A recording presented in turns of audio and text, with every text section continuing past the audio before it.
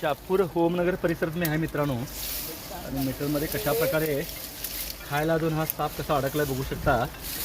आणि त्याच्या तोंडात तुम्हाला जवळून बघितलं तर लक्ष देऊन बघितलं तर कळेल तुम्हाला की तोंडात त्याच्या भक्ष पण आहे, लक्षात घ्या. तो काहीतरी खाण्याचा प्रयत्न केला आहे आणि असं अडकला आहे.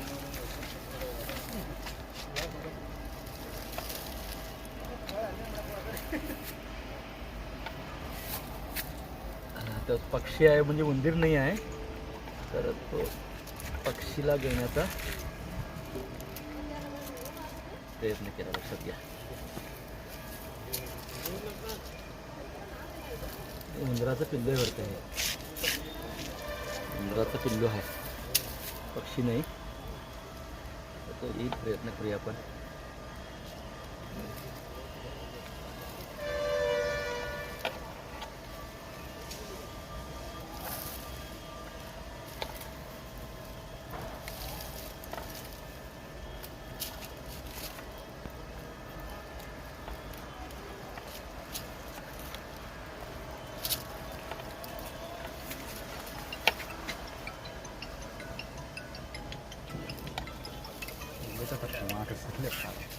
शिकार करणे गया आणि खुद शिकार बन गया म्हणतात, तसा हा प्रकार आहे, लक्षात घ्या. तर उंदराच्या आशेने कुठेही साप घुसतात, त्यांना अंदाज लागत नाही आणि कधी कधी स्वतःच अडकून बसतात. आता हा सुद्धा जखमी झाला आहे, पण आरामात जगेल तो, कारण सापाच्या हृदय पोटात किंवा आतमध्ये काय झालं किंवा हाडवर तुटलं त्याचं तर प्रॉब्लेम असतो आहे. आणि खाल्लेलं भक्ष्य बरोबर त्याच्या तोंडात अडकल्यामुळे आणि खरं तर त्या भक्ष्याचं रक्त वगैरे याच्या तोंडाला लागलं आहे, नाहीतर ह्याला काय झालं नाही असं म्हणावं लागेल.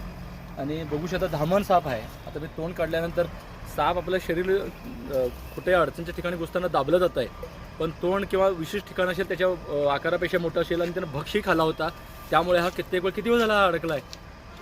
मगाशी मी 1 तास झालं बघितलं, कालच्या सकाळी बघितला तुम्ही. हां, म्हणजे खूप वेळ झाला असं मला म्हणायचं आहे. आणि जवळपास 4 वर्ष वयाचा धामण साप आहे. लेआउट आहे, इथं झाडी झुडपाणी वेढलेला परिसर आहे, इतरही साप खूप असतील इथं, पण भक्ष्याच्या पाठीमध्ये साप कुठेही घुसतात, त्यांना अंदाज लागत नाही आणि कधी कधी ते अडकतात आणि कोण बघितलं नाही तर त्यांचाही जीव जाऊ शकतोय. 4 वर्ष वयाचा धामण जातीचा बिनविषारी साप आहे. धन्यवाद.